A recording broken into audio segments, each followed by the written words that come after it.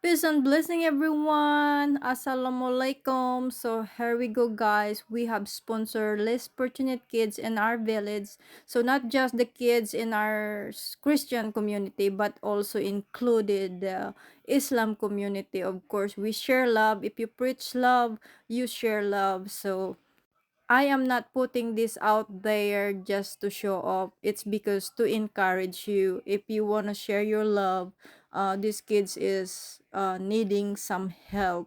So anyway, guys, this is my sister. She's the midwife back in the village in the Philippines. So she is giving instruction for the kids. Good morning! Good morning po! Response ko man. Ako ang inyong midwife, no? Midwife sa susunod na mga panahon dito sa baryo. Hindi pa nag-assume lang. No? Paalis na kasi si Nanay Erna, no? Yung midwife nyo. Paalis na siya mag-creditor ngayong August 25.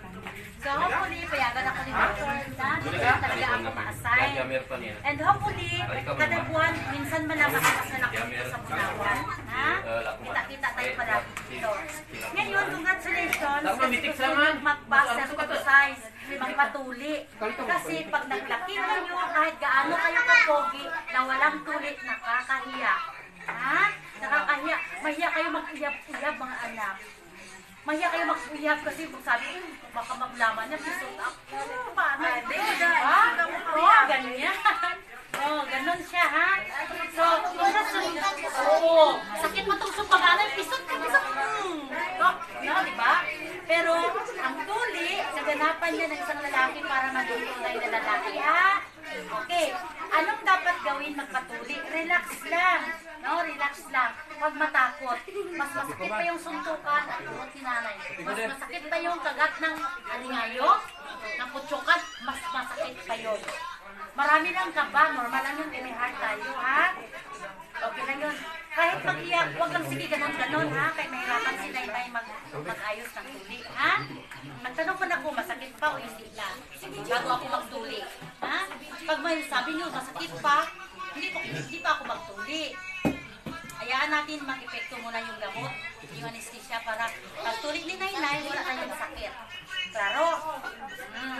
Tapos, pag natuli kayo, anong oras kayo natuli ngayon, bukas, ng ganon ding oras, ganon niya maglabas na doon sa balot natin. Pwede lang mag-ihip.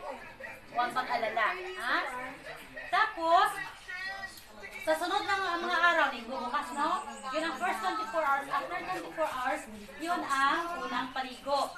Pagkatapos nun, sa sunod ng mga araw, kahit maaga pa, pwede nang maligo, mga nanay, ha? Okay, bukas, ang utin, mamula yan siya. Anong tawag dyan? Pag nagpula, paligot? Kamatis. Hindi yun kamatis.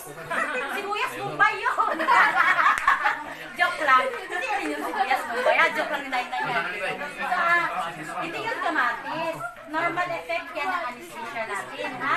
Bababa yan sa paligid ng tuli at saka mamula. Makukuha lang yan siya sa araw-araw na paligo at maayos na pag-inom ng gamot. Klaro. So, ibig sabihin, pag nagpatuli, kailangan mag-inom ng gamot. Kasama ang tubig. Check. Check naman. No? Gamot, ha? May tubig. Very good ko yan.